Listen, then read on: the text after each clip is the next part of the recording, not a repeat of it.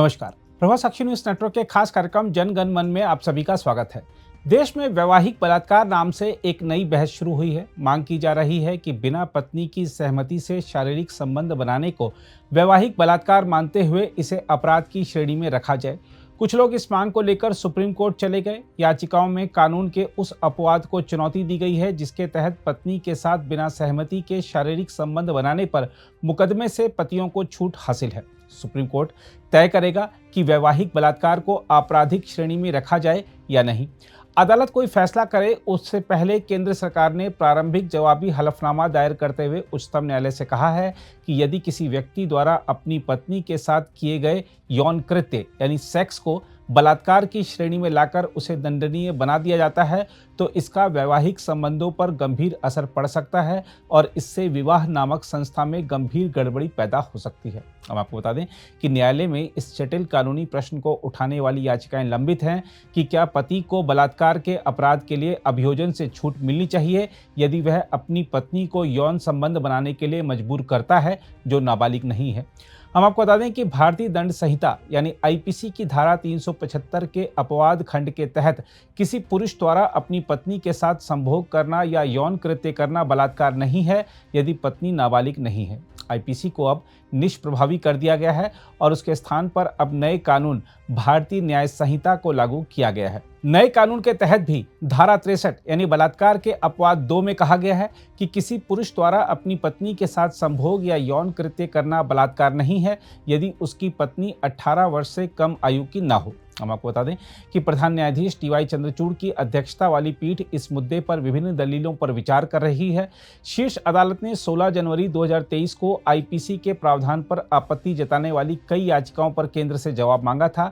यह प्रावधान पत्नी के वयस्क होने पर पति को जबरन यौन संबंध बनाने पर अभियोजन से सुरक्षा प्रदान करता है।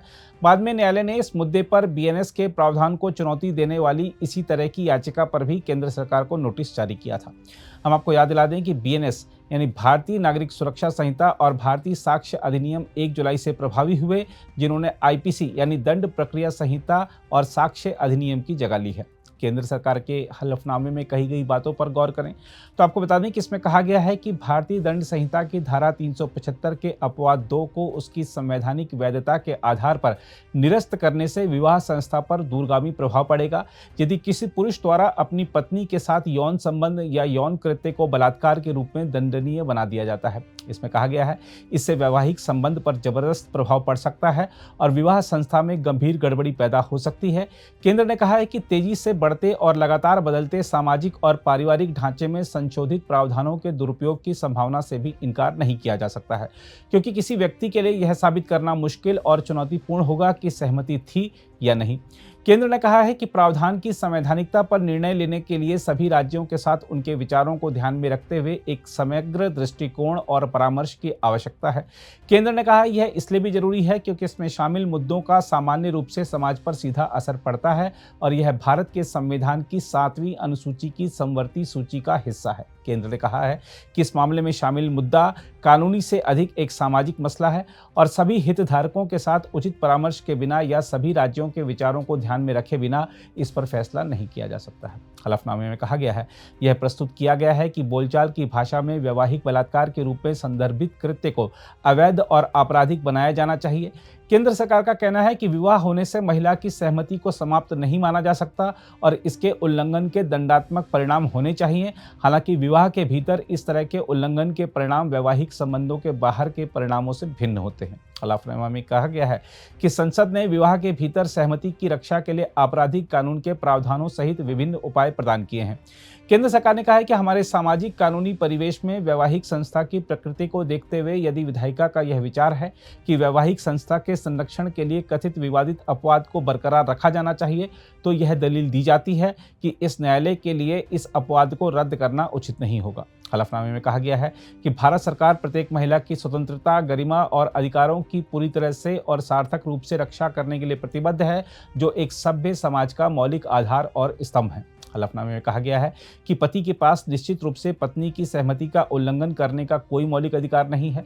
हालांकि भारत में बलात्कार की प्रकृति के अपराध को विवाह संस्था से जोड़ना अत्यधिक कठोर है और इसलिए यह असंगत है। केंद्र ने कहा है कि इन याचिकाओं में शामिल प्रश्न को केवल एक वैधानिक प्रावधान की संवैधानिक वैधता से संबंधित प्रश्न के रूप में नहीं माना जाना चाहिए, क्योंकि इस विषय वस्तु के देश में बहुत दूरगामी सामाजिक कानूनी निहितार्थ हैं और होंगे। केंद्र ने कहा है इसलिए इस मामले में सख्त कानूनी दृष्टिकोण की बजाय व्यापक दृष्टिकोण की आवश्यकता है। केंद्र ने कहा इसलिए यह सम्मान पूर्वक प्रस्तुत किया जाता है कि यदि विधायिका पतियों को उनके पत्नियों के विरुद्ध इस तरह के आरोप और इस तरह के आरोपों की कठोरता से छूट देने का फैसला करती है तो वैवाहिक संबंधों और अन्य संबंधों में मौजूद स्पष्ट अंतर को देखते हुए उक्त निर्णय और विवेक का सम्मान किया जाना चाहिए और इसमें हस्तक्षेप नहीं किया जाना चाहिए, खासकर तब जब विधायिका द्वारा अलग से उपयुक्त तैयार दंडात्मक उपाय प्रदान किया जाता है। हलफनामे में कहा गया है कि याचिका के परिणाम का समाज पर बड़ा प्रभाव पड़ेगा, खासकर भारत में विवाह की अवधारणा को देखते हुए जो व्यक्तियों और परिवार के अन्य लोगों दोनों के लिए सामाजिक और कानूनी अधिकार बनाती हैं। यह तो हुई सरकारी हलफनामे की बात। अब बात करते हैं उन याचिकाकर्ताओं की मानसिकता की जो दंपतियों के बीच विवाद खड़ा करना चाहते हैं। यहाँ पहला सवाल यह है कि यह वैवाहिक बलात्कार है क्या? दरअसल विवाह जैसे पवित्र रिश्ते के साथ बलात्कार जैसे घिनौने शब्द को जोड़कर भारतीय पारिवारिक व्यवस्था को नष्ट करने की कुचेष्टा की जा रही है। इस अभियान को चलाने वाले लोगों के नाम देखेंगे तो आपको सारे वामपंथी मिलेंगे जिनका पहले से ही भारतीय सामाजिक व्यवस्था में विश्वास नहीं है, या फिर ऐसे लोग मिलेंगे जिनका खुद का विवाह संबंध असफल रहा है, या फिर ऐसे लोग यह मांग कर रहे हैं जो विवाह में ही विश्वास नहीं करते, या यह मांग करने वालों में ऐसे लोग हैं जो अपने परिवार को एक नहीं रख सके। ऐसे लोग ही हमेशा समाज में अशांति और असंतोष बनाए रखना चाहते हैं, इसलिए वह इस तरह की मांग कर रहे हैं। यह वही लोग हैं जो महिलाओं को भरमाकर कभी कभार उनका घर भी तुड़वा देते हैं और फिर बाहर से तमाशा देखते हुए ट्वीट खेलते हैं। जरा सोचिए, यदि यह कानून बन जाए कि पत्नी की असहमति से शारीरिक संबंध बनाना अपराध की श्रेणी में आता है तो कितने परिवार बिखरने की कगार पर आ सकते हैं। यदि उक्त कानून के तहत किसी की पत्नी ने अपने पति पर जबरन शारीरिक संबंध बनाने का केस दर्ज करा दिया, तब सोचिए क्या होगा। पुलिस जब घर पर आएगी तो मोहल्ले वाले या परिजन पूछेंगे कि क्या हुआ, क्या मामला है। पुलिस जब महिला का बयान लिख रही होगी तो वह क्या क्या सवाल पूछेगी। देखा जाए तो पति अपनी पत्नी के साथ किसी प्रकार की जबरदस्ती नहीं करे, इसके लिए उनके बेडरूम में पुलिस बैठाने की जरूरत नहीं है। जरूरत इस बात की है कि उन्हें शिक्षित किया जाए और इस संबंध में जागरूकता अभियान चलाया जाए। पति पत्नी के बीच प्यार और आपसी सम्मान स्वतः आता है, उसे जबरन या कानून के डर से नहीं लाया जा सकता। और बात यदि बेडरूम में पुलिस बैठाने की है तो क्या इतने पुलिसकर्मी हैं आपके पास? बात यदि पतियों पर जबरन केस करने की है तो क्या अदालतें ऐसे केसों का बोझ झेलने के लिए तैयार हैं? सोचिए जरा, क्या ऐसे केसों के बाद परिवार एकजुट रह सकेंगे? क्या जोड़ियां टूटने से अवसाद, अकेलेपन और आत्महत्या करने जैसी स्थितियां नहीं पैदा होंगी? इसमें कोई दो राय नहीं कि हमारे यहाँ महिलाओं को घरेलू हिंसा और यौन उत्पीड़न का सामना करना पड़ता है, जो कि बिल्कुल बर्दाश्त नहीं किया जाना चाहिए।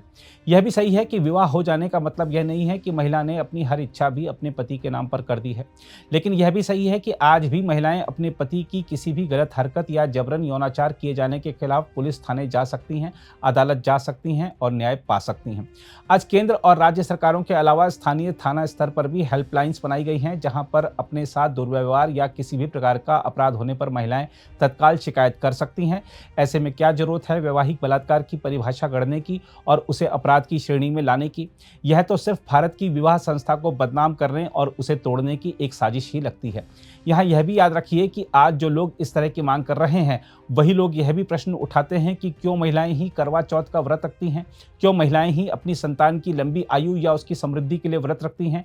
यह वामपंथी हमेशा से भारतीय समाज और परिवार की संस्कृति और परंपराओं को ढकोसला बताते रहे हैं, इसलिए इनसे और क्या उम्मीद रखी जा सकती है। बहरहाल इसमें कोई दो राय नहीं कि भारतीय समाज को यदि तेजी से और स्थायी रूप से तरक्की करनी है तो हमें महिलाओं का सशक्तिकरण करना होगा, उनके अधिकारों की रक्षा करनी होगी, उनके मान सम्मान, स्वाभिमान, आत्मसम्मान की रक्षा करनी होगी। हमारे यहाँ तो कहा भी जाता है कि यत्र नार्यस्तु पूजन्ते रवन्ते तत्र देवता। अगर आप भी लेना चाहते हैं देश दुनिया की तमाम जानकारी तो आज ही सब्सक्राइब करें हमारे चैनल को। साथ ही नीचे दिए बेल आइकन को जरूर दबाएं ताकि हर अपडेट आप तक पहुंच सके।